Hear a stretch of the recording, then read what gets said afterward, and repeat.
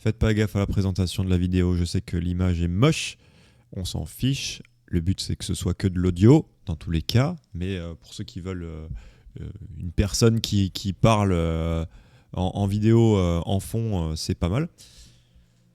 J'étais en train de regarder une vidéo actuellement de Nadia Richard, si je ne me trompe pas, oui c'est ça. Et en fait, cette personne expliquait dans sa vidéo d'il y a 3 ans, ça date quand même, de quels sont les red flags lorsqu'on rencontre quelqu'un.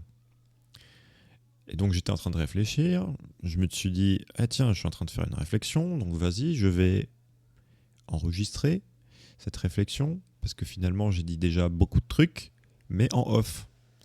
Et je pense que ça peut aider des gens.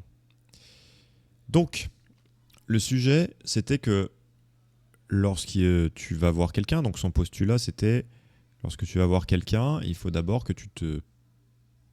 Ça, c'est ce que je voulais dire. C'est ce que moi, je voulais dire, justement. Ah, dommage. Il fallait d'abord que savoir si la personne qui est en face te plaît. J'irais même plus loin, c'est que avant de vouloir rencontrer quelqu'un, il faut d'abord savoir si toi, tu te plais à toi-même. C'est-à-dire que le prérequis, c'est que lorsqu'on va rencontrer quelqu'un, si on se pose la question de est-ce que l'autre nous plaît en face, c'est qu'on a une confiance suffisante et une connaissance de soi suffisante pour se permettre de sélectionner. Dans les faits, c'est ce qui arrive très peu.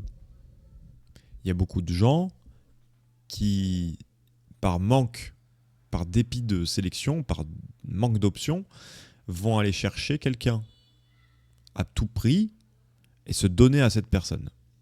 Le problème, c'est que ça produit 2 effets. Ça produit l'effet pervers du mec qui profite. Je dis du mec, mais ça peut être une fille. Hein. La personne en face va soit profiter, soit vous rembarrer. Il n'y a que 2 issues possibles. Et ça, c'est quelque chose qui est difficile à comprendre quand on est du point de vue de celui qui se donne. Parce qu'on se dit, bah, moi je veux à tout prix juste faire de l'expérience dans une relation, je veux aller dans n'importe quelle relation pourvu que l'autre accepte. Le problème, c'est que ça témoigne juste non seulement d'un manque d'expérience, mais en plus d'un manque cruel d'estime de soi. Et ça, selon l'âge que vous avez, c'est quelque chose qui est acceptable et de moins en moins acceptable en fonction du temps. Donc ça, c'était la réflexion que je faisais par la suite. C'est que à partir du moment où on dépasse la trentaine, les gens n'ont plus le temps de s'occuper d'un gosse qui fait sa crise d'ado. Donc, vu que j'ai pensé que c'était une crise d'ado, potentiellement, quelqu'un qui ne se connaît suffisamment pas, c'est réservé entre 14, 18, voire 20 ans. Après, on continue notre crise d'ado, mais c'est dans d'autres strates. Voilà. Il y en a qui se trouvent jamais, c'est dommage, mais le principe, c'est quand même de chercher une identité propre, pure, intrinsèque à soi, qui nous ressemble, en fonction de nos valeurs, en fonction de là où on veut aller dans la vie, en fonction de qui on est, tout simplement.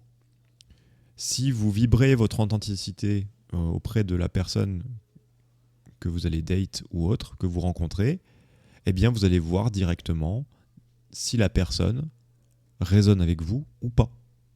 C'est aussi simple que ça. Vous n'avez pas besoin de forcer la main ou d'essayer de plaire ou autre. Donc ça, c'était le point que justement Nadia soulevait, c'était que il faut d'abord se poser la question de savoir si la personne nous plaît en face, plutôt que de se poser la question est-ce que je plais à la personne. C'est un point hyper intéressant et qui m'a poussé justement à développer tout ça. Je crois que je suis arrivé à la fin de ma réflexion. C'est rare. Normalement, je continue pendant longtemps. Merci à vous de m'avoir écouté. Ça a duré 4 minutes 30. Et c'est tranquille. Bisous à vous.